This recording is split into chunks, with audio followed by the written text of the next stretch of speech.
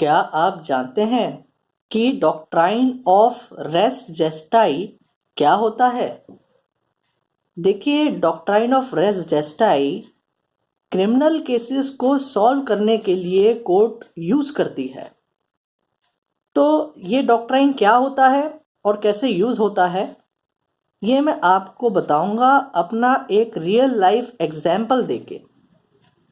देखिए, अभी कुछ दिन पहले ही मैं 30 हजारी कोर्ट जा रहा था कार में बैठ के मेट्रो स्टेशन तक, और दिलशाद गार्डन मेट्रो स्टेशन से कुछ दूरी पे रोड पर मेरे को एकदम से आवाज आई कुछ एक दो लोगों की चोर चोर कहते हुए।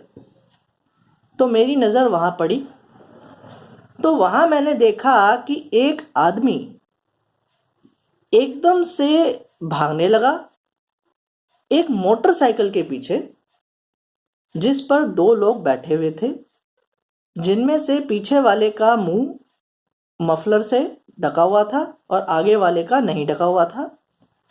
और वो मोटरसाइकिल वाले ने एकदम से मोटरसाइकिल को तेज भगाना शुरू कर दिया। इसके बाद मेरी गाड़ी आगे चली गई और मैं अपने मेट्रो स्टेशन में चला गया। तो ये जो मैंने देखा, ये जो एविडेंस है, ये एक तरीके से डायरेक्ट एविडेंस नहीं है। मैंने एक तरीके से चोरी होते हुए नहीं देखी, मैं आई विटनेस नहीं हूं। आई विटनेस हो जाता अगर मैंने उस मोटरसाइकिल वाले को देखा होता कि उसने क्या चीज चुराई और कैसे चुराई, लेकिन मैंने वो तो देखा नहीं। तो रेस जेस्टाई जो है वो एक तरीके का एक ऐसा डॉक्ट्राइन है जो कि आई विटनेस ना होते हुए भी रेलेवेंट है एक ऑफेंस को प्रूव करने के लिए, जो कि दिया गया है हमारे लॉ में सेक्शन 6 इंडियन एविडेंस एक्ट के अंदर। तो सेक्शन 6 इंडियन एविडेंस एक्ट क्या कहता है?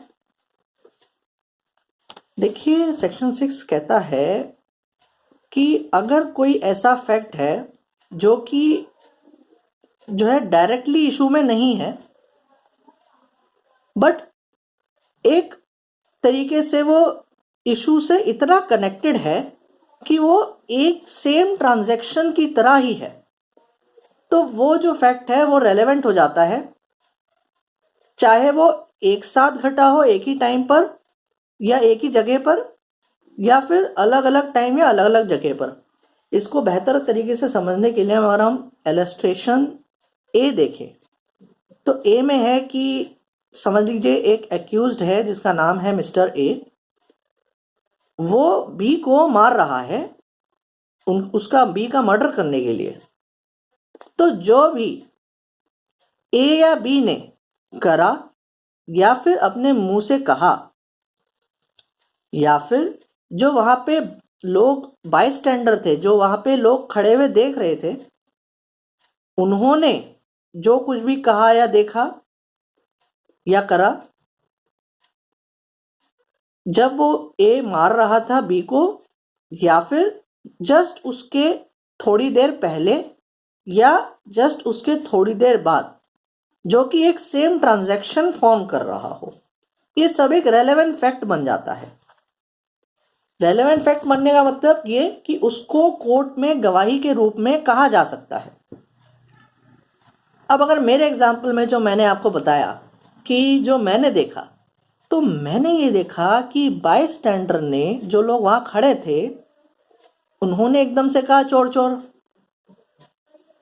दूसरी चीज मैंने ये देखा, जिसका जो कुछ भी चोरी हुआ, अब मुझे नहीं पता कि वो मोबाइल चोरी हुआ, अब ये मैं अज्यूम कर रहा हूं कि उसका मोबाइल चोरी हुआ, तो वो मैंने देखा कि वो एकदम से भागा, जो कि एक एक्ट है जो उसने किया।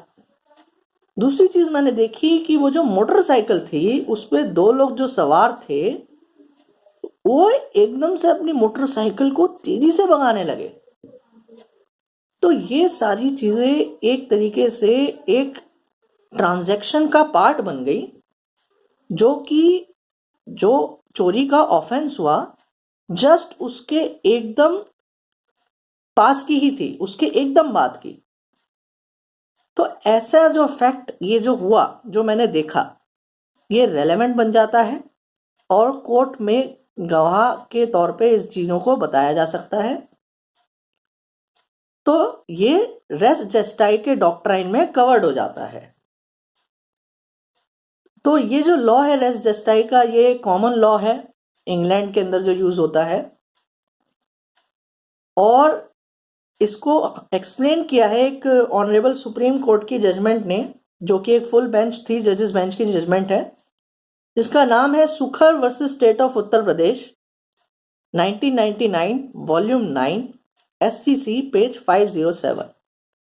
तो इस तरीके से रेस जेस्टाई के डॉक्ट्राइन के थ्रू अगर कोई डायरेक्टली आई विटनेस नहीं भी होता, तब भी उसकी गवाही रेलेवेंट बन जाती है कोर्ट में, अगर वो एक सेम ट्रांजैक्शन के तहत पार्ट बन रही हो। Thank you.